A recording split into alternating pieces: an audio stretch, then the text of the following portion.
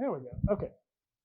So, Asperix does R&D, and we've used commercial SDRs for as long as we've been around, and they do a great job for us.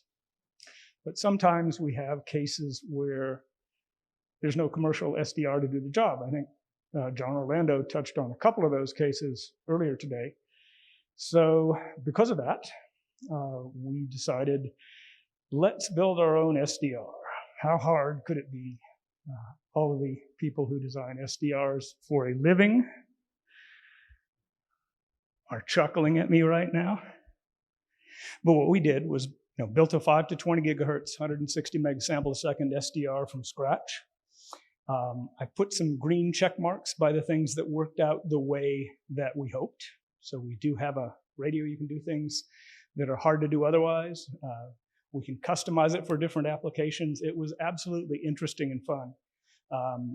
And I've told other people this, our time and cost estimates for doing this were each about 3 dB low. So we took a look at what was out there. As I said, we've used mostly Edis radios, but several other types for quite a while. So we have opinions about what we like and what we don't. And we decided we were going to do something that kind of echoed the old school Edis designs, like the N200 or the X300, where there was a break between the digitizing or network interfacing stuff and the analog stuff, and you could put analog cards on. So the modern equivalent of the baseband INQ that those Edis radios used, we chose to use the JESD204B. So we have a digital connector to the JESD204B, and all the networking stuff is on the other side. That has worked out very well for us. I was pleased. Sometimes you make design decisions and they don't turn out to be good ideas. This has turned out to be a good idea for us. So first implementation, what are you going to do? Let's try to build something that you can't easily get commercially. And that's a 5 to 20 gigahertz radio with reasonably high sample rates. I mean, this is kind of in the same ballpark as a lot of other decent performing SDRs. And a lot of work later.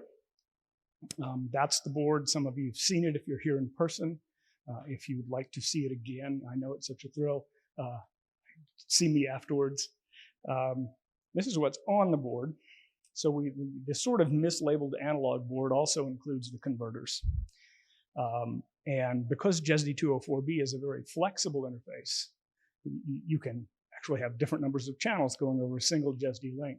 So we can reuse the digital side for things with different bandwidths, and we can change the analog side to cover things like different frequencies. We could, in fact, if we wish, this is a 1-channel transmit, 1-channel receive board.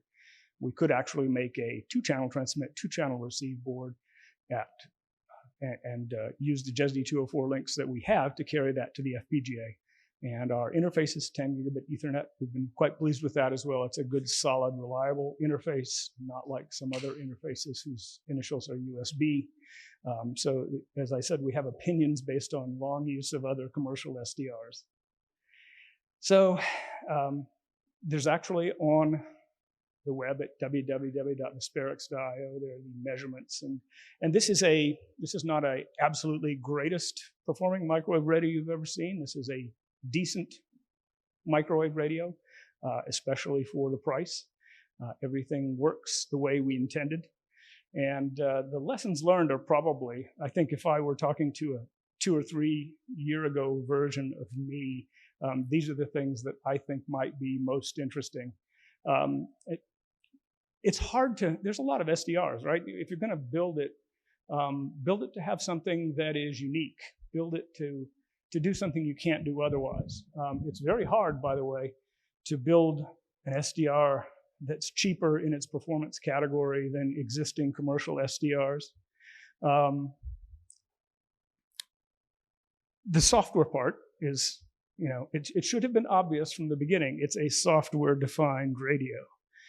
But the software, and particularly getting the design of how's the radio controlled, how does it handle data, how does it handle errors, we benefited tremendously from 11 years of experience using UHD and from looking at other specs like Vita49. And it's a great thing that stuff is all out there. And finally, I'd say classic advice to people starting a business is don't do it unless you can go 2 years without money. So my version of that advice to people building an SDR is don't do it unless you can tolerate 3 dB of cost and schedule. And especially, don't try to do it in the middle of a pandemic and a breakdown of the global semiconductor supply chain. So that's it. I mentioned the www.vesperix.io website or the email here on the slide. We honestly don't know if anyone is interested in this radio who doesn't work for us. And so if it might be of interest to you, or if you have questions about it, or if you happen to be here in person and you'd like to see it again, get in touch. And thanks. I hope I have not blown my time away. And if there are any questions, I'd be happy to take them.